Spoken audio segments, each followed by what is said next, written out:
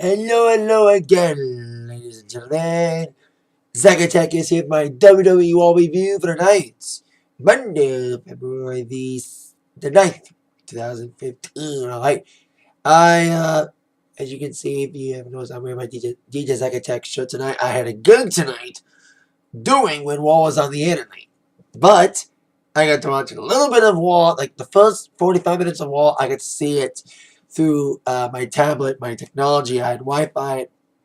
The gig I was at, so I watched a little bit of Raw. The first 40 minutes, I made it home in time for at least to watch the live second half of the show. So I'm able to make a Raw review tonight. So at least I watched enough to say yes. Because usually I don't make Raw reviews or any wrestling reviews if I don't watch it live. But I watched it enough at the gig and at home to say I'm making a Raw review. So I'm making one right now. And as we head towards Fastlane, a lot of intriguing things go down, especially with Roman Reigns and D-Bry as we head towards Fastlane. Plus, we heard and kind of an official answer from Sting when it comes to whether or not he'll be at Fastlane to accept Triple H's challenge to, or as I call it, start the tease for WrestleMania. And we got the next inductee of the WWE Hall of Fame announced. Speaking of WrestleMania, before I get into the Raw review, I gotta talk about the news that's coming out about the main event of WrestleMania changing again thanks to the fans' reaction to the Royal Rumble. Now, we saw it right there last year with Batista win the Royal Rumble last year. It ended up going to WrestleMania, but ended up not winning the title match because Daniel Bryan was inserted thanks to fans' reaction. Now, Roman Reigns won the Royal Rumble, and the fans reacted almost the same way as last year. I have said it's not because Daniel Bryan didn't win. I thought the fans would boo it because Daniel Bryan didn't win. I thought they were booing mostly because he got eliminated too early. I think it was a little bit of both.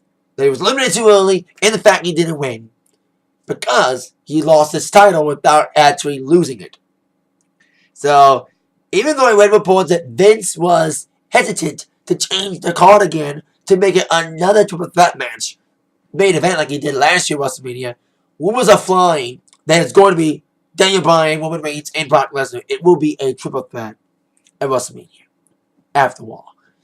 That's the rumors right now. But we shall see how it all comes together. How will this match officially be made? Because as of this moment, we got D-Bry and Roman Reigns at Fastlane to determine who will face Brock Lesnar. You know what I mean? And I'll say this. If my prediction of Roman Reigns getting cashed in on by Seth Rollins happens, I hope that happens if Roman Reigns does end up winning. Triple threat or singles match or not. And if D-Bry wins, if he ends up going to WrestleMania and winning the title again, I hope to God Seth Rollins doesn't cash in on D-Bry. I'd rather see Rollins cash in on either Reigns or Lesnar.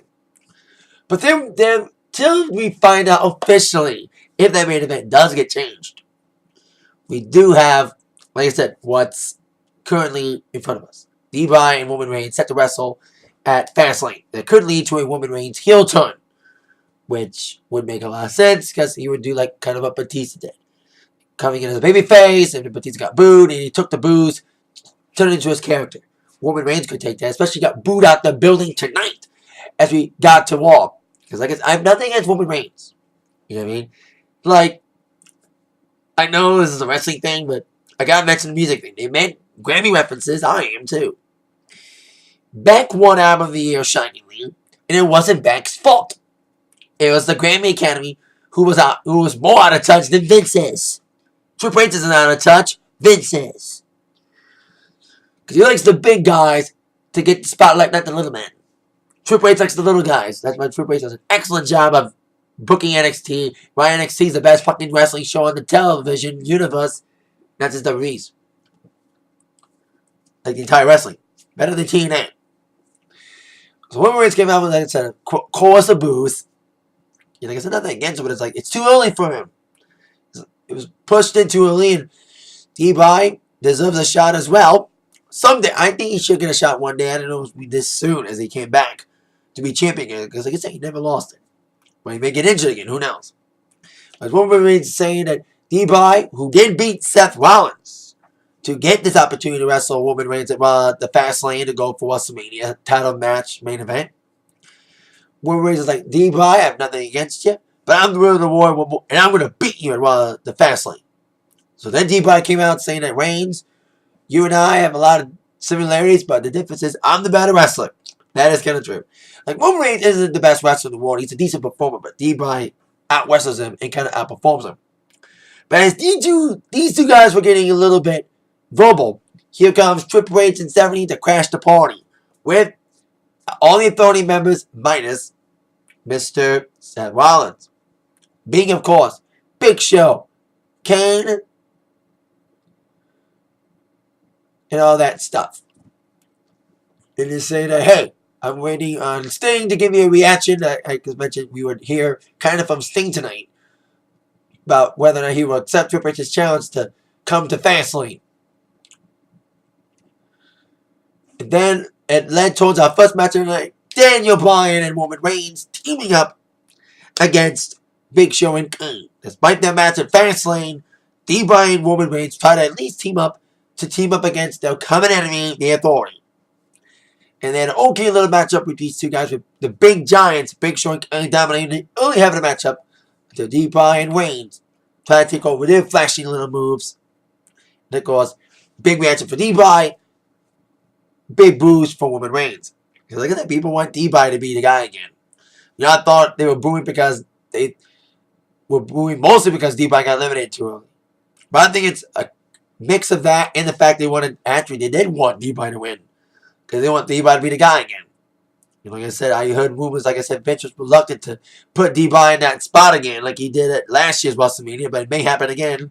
He may change his mind about that. But let's see how the build-up goes to lead up to that big change when it comes to storyline, though.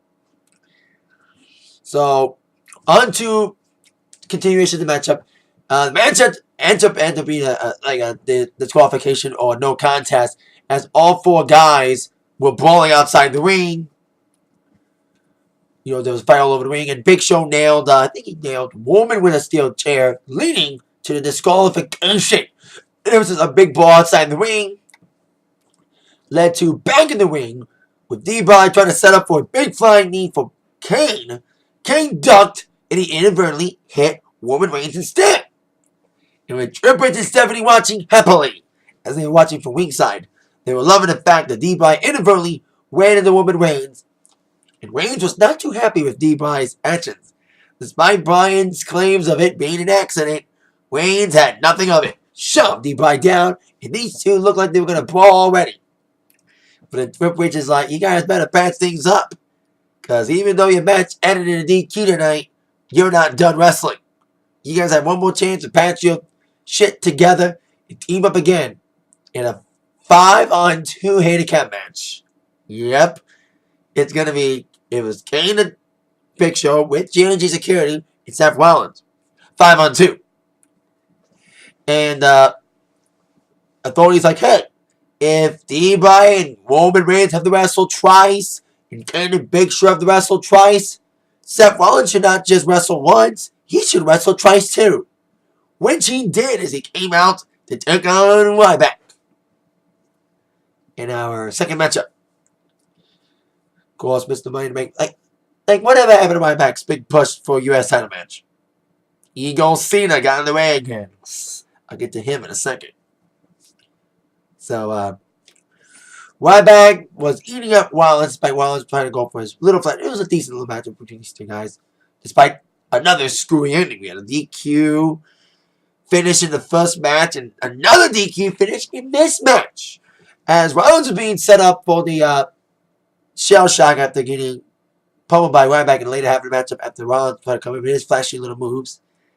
I like when Ryback had Rollins in his arms, and he just lifted him up, starting to set up for the shell shock. Then J&J Security came in for the disqualification, setting him up, him being Ryback, to get curb stomped by Rollins. So there you go at that. Rollins, even though he didn't win the match, he won the war between him and Ryback this evening, as he took out Ryback thanks to help from his friends, the goons known as J&J Security. They play those characters so well, as much as Triple H and Stephanie play their characters of the Authority well. We're sick of them, but still. They play it so well, make us want to hate them even more. Now on to the next matchup. Of course, we have Paige, who's, of course, as we all know, will be taking on the Divas Champion, Nikki Bella, at the Fastlane pay-per-view for the Divas Championship, as Nikki's sister Brie would be the one to take on Miss Paige this night. And you had Nikki at ringside trying to see her sister try to go all Brie mode on Paige. It was a typical okay Divas matchup. NXT's Divas are still better, as we all know. Can't wait till Charlotte gets in there, and hopefully doesn't get as demoted as Paige. When Paige came in for NXT, she kind of got buried in the mix a little bit. But I think Paige may finally step out a little bit. You know, with AJ gone as the big face diva, you know, like AJ was like the biggest babyface diva, and Natalya maybe turning heel a little bit. So Paige is like the only last really good face diva. And she's viewing the bells that could do her good, especially the way that it all went down tonight.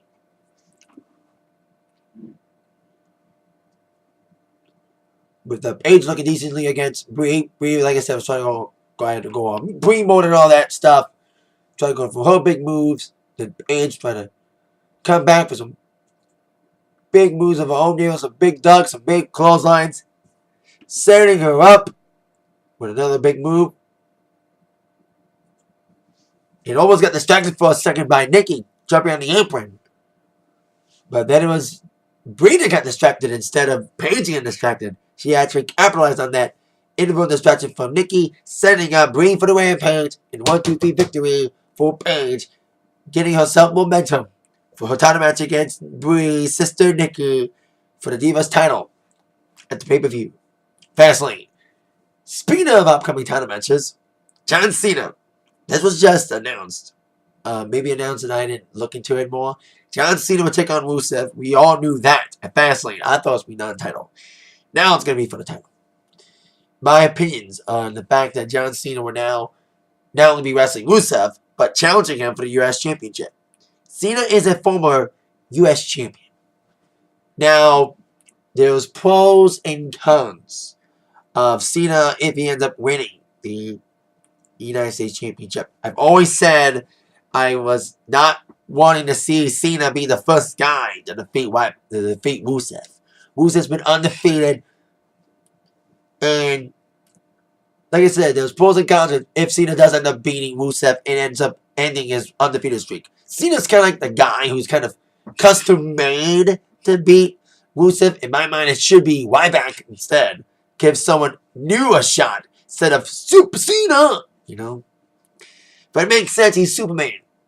You know, it kind of makes sense for him to be the guy, the top face of the company to beat up the top heel and become U.S. champion. It'd be kind of interesting, though. One of the other pros is the fact that Cena's been U.S. champion before. It could bring back lineage. And it'd be cool to see Cena carry a mid-card title for instead of the fucking big one. The big con, though, is hopefully if Cena does end up beating I keep calling him Ryback. Because Ryback, when he lost to Cena a couple years ago, he had a long time getting back. That's my big con if Cena does beat Rusev. Will Rusev regain momentum if he loses to Cena? Look at all the guys who Cena has beaten doing big pushes, and now they're finally getting their footing back on the ground after losing to Cena. You had a guy who went from future world champion, a big over heel with a Money in the Bank briefcase, went on to be a jobber and a stunt double, and now a personal assistant. And they finally turn on Miz. Of course, referring to Damien Sandow finally getting back footing after losing to Cena when he tried to cash in his Money in the Bank briefcase. You saw Bray Wyatt. He lost to Cena numerous times, and he's trying to get his foot back on the ground after losing his footing after losing to Cena. Great feud with Dean Ambrose, and what looks like an interesting feud with Dolph Ziggler, as we would see later on this evening. So that's my big pros and cons if Cena beats Rusev. Be cool to see Cena with a mid-card title, and it makes kind of sense to have Cena be the guy. But the biggest con is, as much as I would like to see Cena beat Rusev, be the first guy, I've always said I don't want to see Cena beat Rusev because I don't want Rusev to lose his momentum. It'd be like Sandow and Bray Wyatt after they lost to Cena, lose their momentum and get jobbed a lot, but then finally get back on the feet. So we'll see what happens eventually. But Rusev came down to the ring, telling that Cena is the old news, and he's ready to defeat him at Fastlane. He had a little montage of Cena looking like a big hero video, but then he had all the clips of Cena getting his ass kicked. I kind of knew they were going to go that route. Anyway, John Cena came out to interrupt a la Cali Rest. There was a couple Grammy references tonight. Like Kim Kardashian looked like Ric Flair in a dress, I kind of did.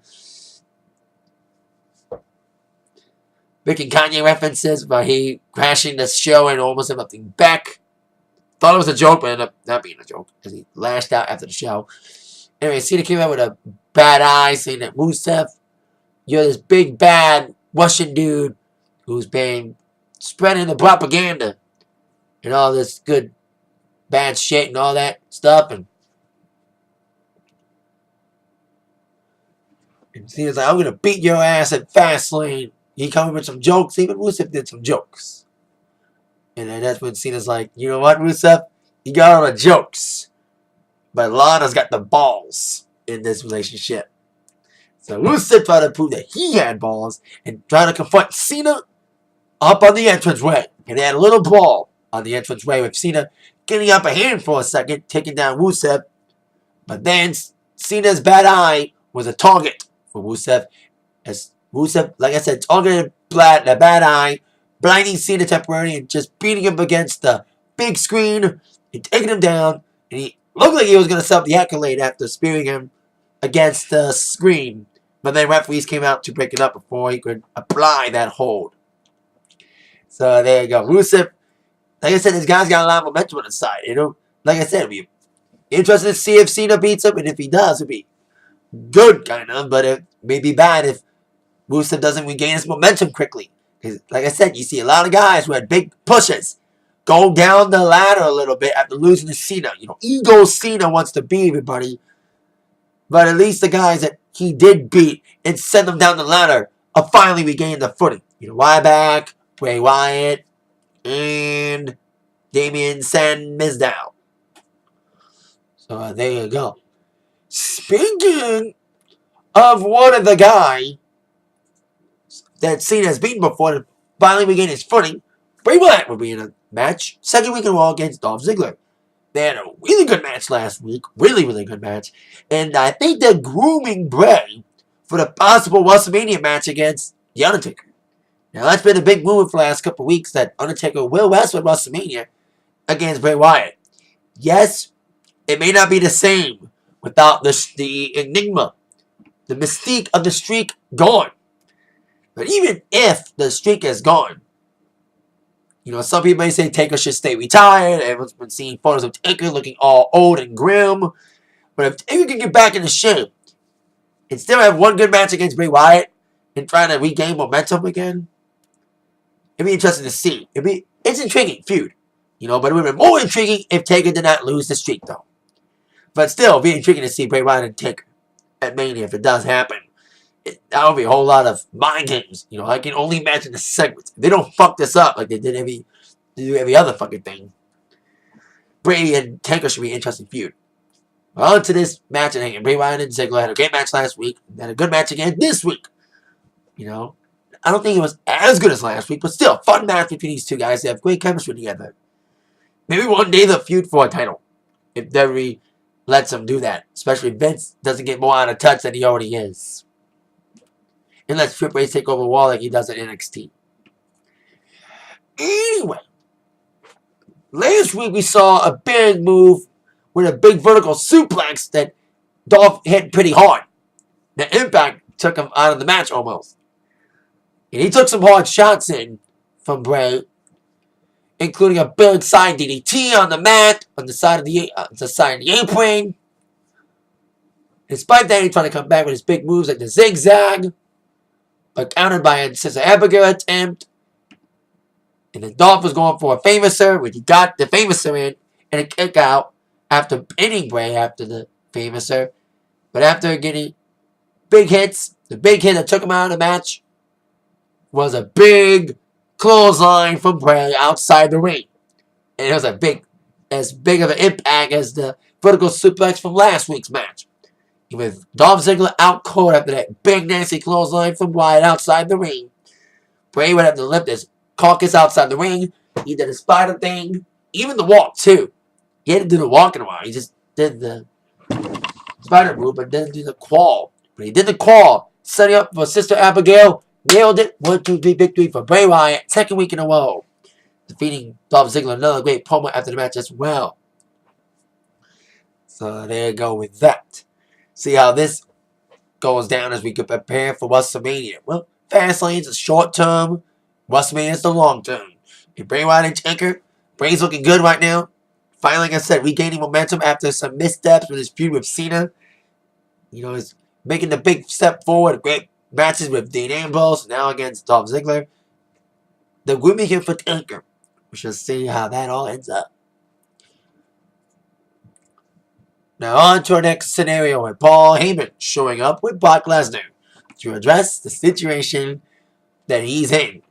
That Brock doesn't officially kind of know as of this video who he's officially facing at WrestleMania. D-Bry or Roman Reigns as slated. They're talking about the latest Brian Williams situation about Brian Williams apparently lying about a news story in Iraq. Paul Heyman's like, you think the Brian Williams is the big liar? Biggest liars tied with him is D-Bry and Roman Reigns. They're lying to themselves. They're lying to the fans. That if they end up beating one another at the Fastlane, that they have a shot. They have a chance to beat the one in 21-1 Brock Lesnar. So they talk about how big liars they are, and Brock doesn't care who he has to face, whether it's one of them or eventually maybe two of them in a triple threat, that he'll be ready where to go to defeat whoever he has to face at WrestleMania. So there you go with that scenario. And this is more intriguing. Lesnar may lose eventually. It doesn't matter who he loses to. Reigns, D-Bry will cash in from Rollins. Lesnar's contract's up. A lot of news flying about him going back to UFC again. Who knows? But testiculitis was what took him out of the company. Then may come back again if he tries to come back to UFC. We see how that goes. Now on to our next scenario. Gold and Stardust. Of course, we've seen the seeds planted for the possible breakup. We've been wanting to see these guys break up for a long time. Goldust is about to retire. And it would be cool to see Gold and Stardust, brother versus brother, Cody and Dustin, take on each other at WrestleMania. That's what it's kind of leading up to. After losing the Ascension 2 weeks in a row, Goldust started calling Stardust Cody. And Stardust was like, I don't want you to call me Cody anymore. Cody to me is dead. Stardust is the new thing. Because we all know it's Cody in that Stardust suit. Anyways, we head towards this match against a New Day who should turn heel. Costume changes doesn't mean a character change, guys. You need to change your personalities. That's why I want these guys to be heel. Nothing against New Day, they're not getting over. They need to turn heel bad. Like, be the New Nation and domination that you should have been from the fucking get-go. Instead of this preachy gospel New Day bullshit. I'm sorry. You know, I like all three of these guys, but they should have been a heel team instead of a face team. You know, plain generic baby faces. Like, watching a New Day felt like watching Man on a Mission from the 90s. That's like these characters could have worked in the 90s during a colorful time. This is the reality era, boys, as Triple H has coinly called it, because kayfabe is dead in many people's eyes. Anyway, Cody and Stardust's problems continued on as Goldust had to go to the match alone. Midway towards the match, as Stardust got frustrated again at Goldust calling him Cody. And left Goldust hung to dry. And he got pummeled by the New Day. 1-2-3 victory for New Day.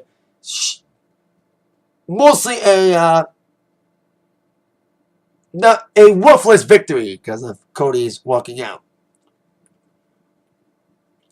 So like I said, Stardust and Cody are the same person. But Stardust doesn't believe Cody is the same person. He shoved Goldust in the back saying that Cody is dead. Like I said, we were thinking about these two feuding against each other. You know, brother versus brother.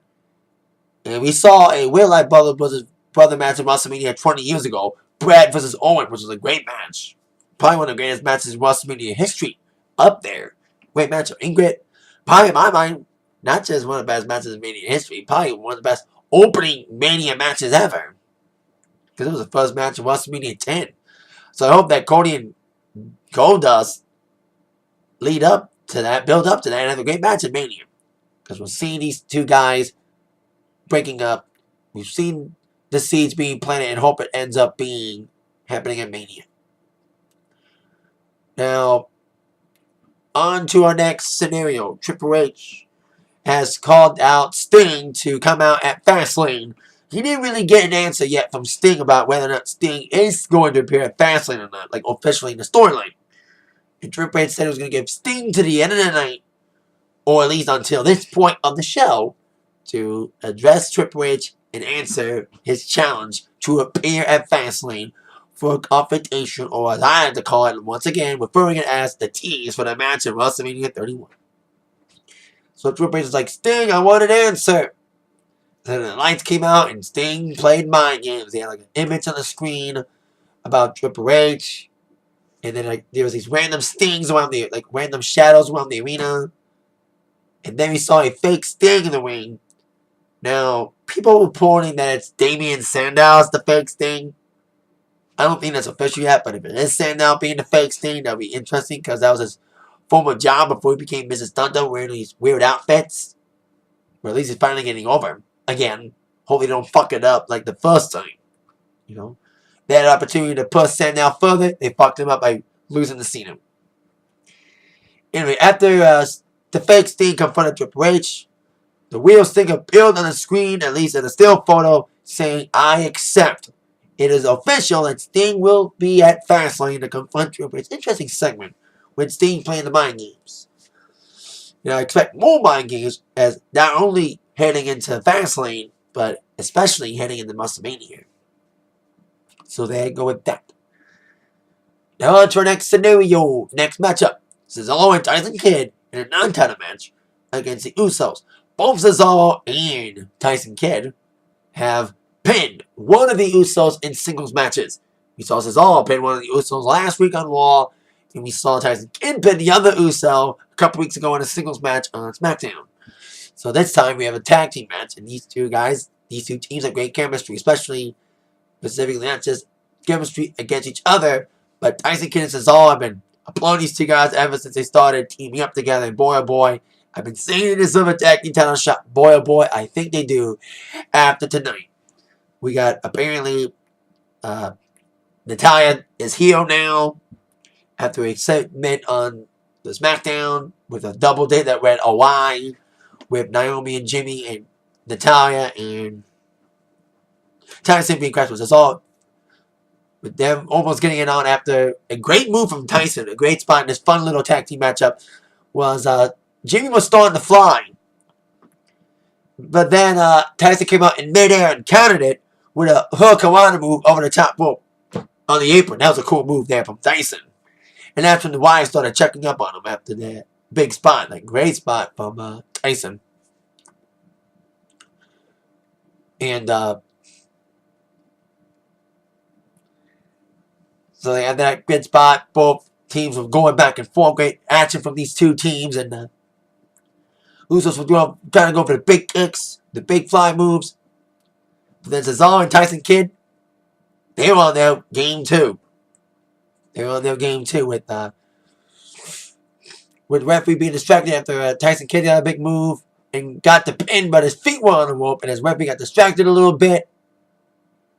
Jay trying to get a kick in, but then Cesaro got him back in the ring after attacking him, setting up Tyson Kidd to get the pin and the victory with a little help from Cesaro behind the referee's back. Cesaro and Kidd kind of stole the victory, and more importantly, not just stole a victory, but stored a non-title victory over the tag team champions, proving once again why they deserve a tag team title shot, and I think it's coming their way. since not only have each of them beaten one of the Usos in singles matches, but now they pinned the Usos in tag team action, this proves more that they're going to get a tag team title shot. Probably at Fastlane. Now, on with our next scenario. Speaking of teams that are on the way to a breakup, the seeds being planted last week. Miz and Mizdow. Of course, it all started with Miz fired Mizdow as a stunt double, but we hired Sandow as a personal assistant. And with Sandow's help, inadvertent, Miz lost last week in his matchup, and now Sandow would have to face up against Sin Cara, the man that I think beat Miz last week, with inadvertent help from Sandow still being a stunt double self despite not being officially a stunt double anymore.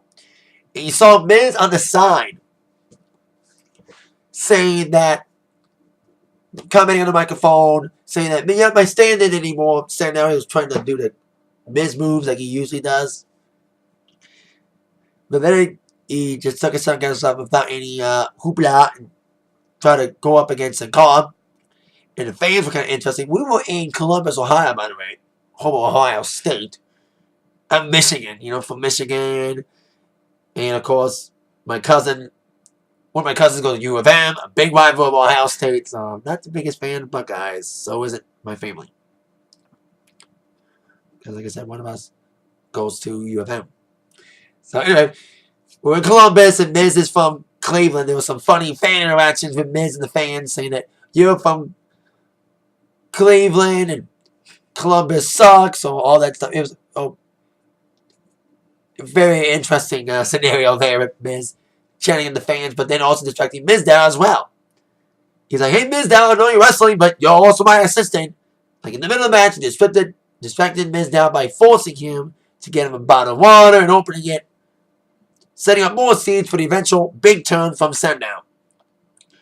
But then, despite the distraction, Sandow came flying back, trying to be the stunt double again, doing Miz's moves, doing his breaker combo that Miz does, even trying to set up the figure four. And Miz is like, no, that's my move. You're not my stunt double anymore. You're my assistant. Get your own finish. And with that distraction, Sin Cara capitalized with the 1-2-3 victory over Sandow. Now, I like Sin Cara in NXT as a member of the Lucha Dragons, but he's got a botch call tonight. It didn't matter who plays Sin Cara. They botch anyway. But like I said, the seeds are building more and more, or growing more and more between Miz and Sandow when it comes to the breakup. Especially after Miz distracted Sandow from winning a match tonight. I expect a big turn. I'm looking forward to seeing Sandow finally turning on Miz and hopefully getting the big push he deserved 2 fucking years ago. Anyway, on to our next scenario. Dean Ambrose taking on Curtis Axel. Now, this is legit. Curtis Axel was never really eliminated from the Royal Rumble. He was taken out before he got to the ring. Before he got to the ring, he came out for his entrance, but got attacked by Eric Warren. And I saw a lot of people on Facebook saying, Curtis Axel won the Rumble. And Curtis Axel's going with it in storyline saying, I won the Royal Rumble. Axelmania. This could do wonders for him when it comes to getting him over again. But then we saw Dean Ambrose come out. Now, we had these guys in a competition last week in a segment, but we didn't see a match properly between these two guys. So we would see a proper match this time against Dean Ambrose and Curtis Axel, with the former IC champion, a piece of gold that Ambrose is currently gunning for. In control the early heaven matchup with some flashy little strategic wrestling moves and a lunatic fringe game of flying.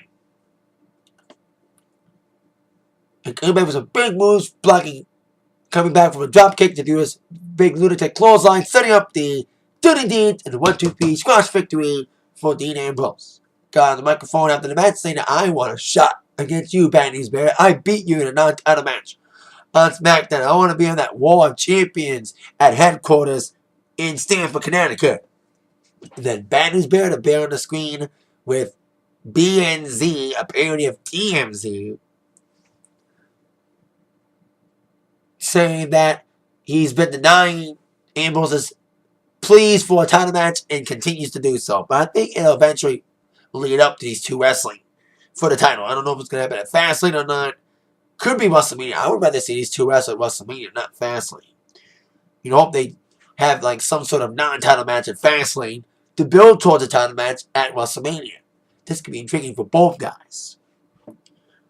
Now, speaking of guys who may be on the way to WrestleMania, especially maybe in another triple threat main event, we have D-Bry and Roman Reigns in the main event, trying to put the differences aside after the accident or not, as D-Bry attacked, inadvertently ran into Roman Reigns in the beginning of Raw tonight, putting the differences aside to once again take out a common enemy, the Authority, in the 5-on-2 handicap match, with the Authority being Kane, Big Show, JJ Security, and Seth Rollins.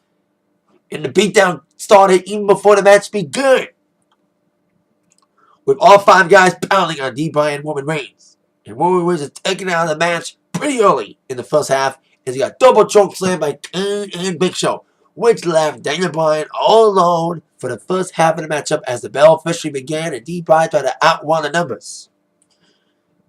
Despite being pummeled for at least the first half of the matchup, D-Bry started coming back alive with some big nasty moves, some big nasty kicks, some big acts until Roman Reigns came back into the fray and started helping D-Bry again until he got knocked out by the Big Show, taking him out again for another half of the matchup.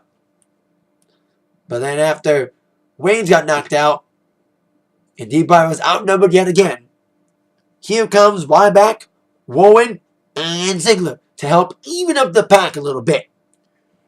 And as Rollins, Kane, and Big Show were brawling outside the ring against these 3 invaders, Ryback, Rowan, and Ziggler, we would see D-Bry in the ring battling against JJ Security. Double kicking him to hell, some big nasty insecurity kicks, and even nailing a double drop kick move from off the top rope. And just as D-Bry had him ready to be pinned, after kicking the hell, literally kicking the hell out of both Mercury and Noble, Roman Reigns got back up from his KO kick, got the blind tag in,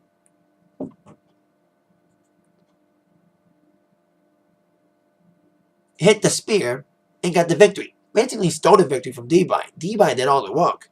Literally kicking the hell out of, JJ Security. And then Roman Reigns took the cheap, opportunistic opportunity to get the blind tag in and pick up the scraps.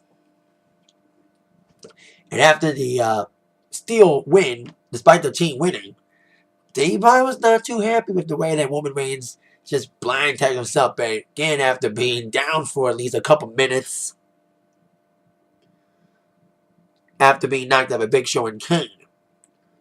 And then D-Bry almost got beat up outside the ring, and that's when Ryback, Rowan, and Ziggler got involved. So once again, Roman and D-Bry were at each other's throats and shoved each other again. That led towards a spear from Roman to Daniel Bryan.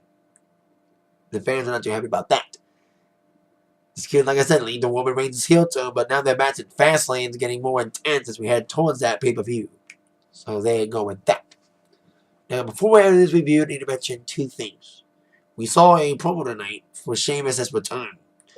Now, Sheamus has been out for a while. I thought he was going to return at the Rumble, but now he's going to return soon. I hope he turns heel again. Like, he's an okay babyface, but he's a better heel. So I hope that he turns heel again. And as I said earlier as well, we found out the third inductee of the class of 2015 Hall of Fame. It's finally Macho Man. Ooh, yeah. Arnold Schwarzenegger's going in, whereas Rikishi is the third inductee. I think he mostly deserves it. He was a big part of the Attitude Era. With Too Cool and his sons, the Usos, are now big tag team stars, and Rikishi won single titles and tag titles in WWE. He was a big colorful personality known for the stick face. And I was a huge Too Cool fan when I was a kid. I loved Too Cool and Rikishi, so I'm kind of a marking out for Rikishi going in the Hall of Fame. I like that. But who's going to induct him? Like, obviously, we would love to see the Usos induct him. But I would love to not only see the Usos induct him, but also see Grandmaster Sexay and Scotty 2 Hotty get in there and induct him as well. I would love to see that. Like, not only see the Usos induct him, but Too Cool as well. That would be badass. Damn, that only would be too cool. That would be too sweet. That is it for my wall review. Thank you very much for watching. With that in mind, y'all been attacked by the review from Zach. Thank you so much. See ya.